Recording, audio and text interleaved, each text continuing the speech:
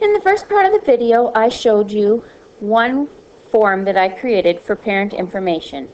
I have added some more questions to this form and some more background information that I would have sent out to parents. So I included a little message to the parents and told them that the survey should take less than 5 minutes.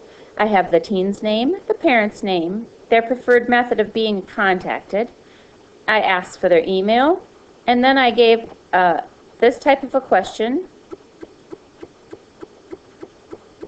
This type of a question asks them, use a scale question. And so it goes a scale of 1 to 5, 1 being doesn't like math at all, and 5 loves everything about it. And it shows up like this, so they can just click into their choice option. How much do you help them with their math? How often did you check Parent Portal, which is our grading system? Another scale question for how they feel about school coming into this school year.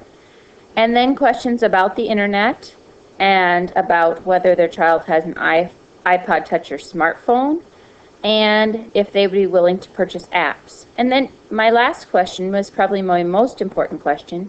Do you have any other information about your teen that would help me plan for a successful year?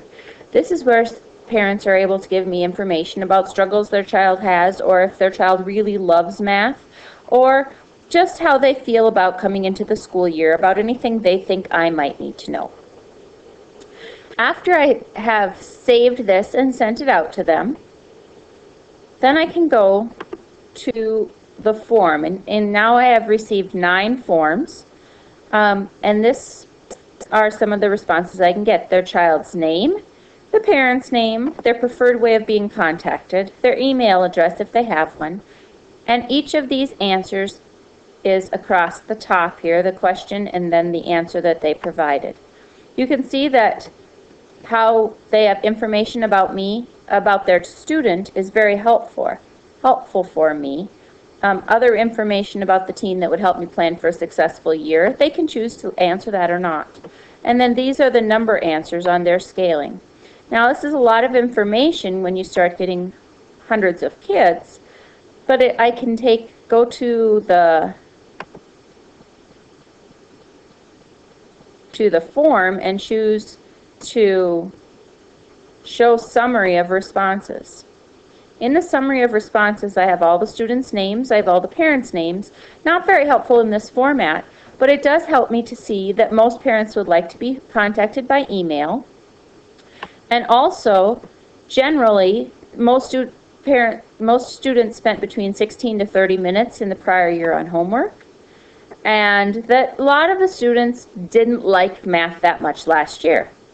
This helps me to start the year off with more of an encouraging atmosphere where I can encourage the students to just try new things in math and not feel like they have to be successful right away.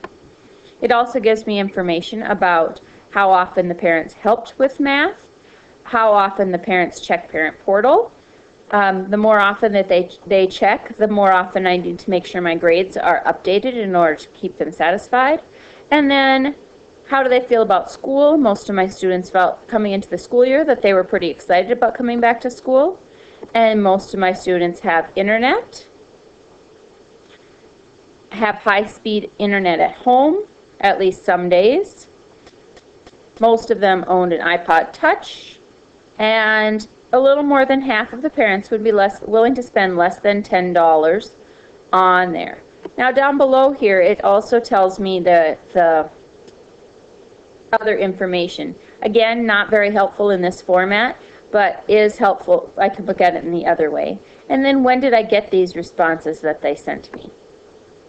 I know if I haven't had some responses recently that it would be a really great time at this point to send out a reminder email with the information once again.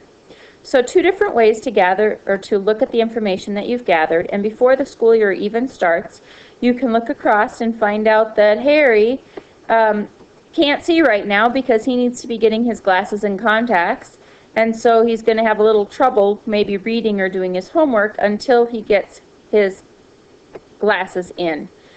Again, he does very well in math, but it might be a problem ahead of time. So those are the types of things that you can find out right away at the beginning of the school year. You can know to put Harry in the front row and to just double check that he's understanding what he's reading. And the first week of school, you can already set some information with Harry.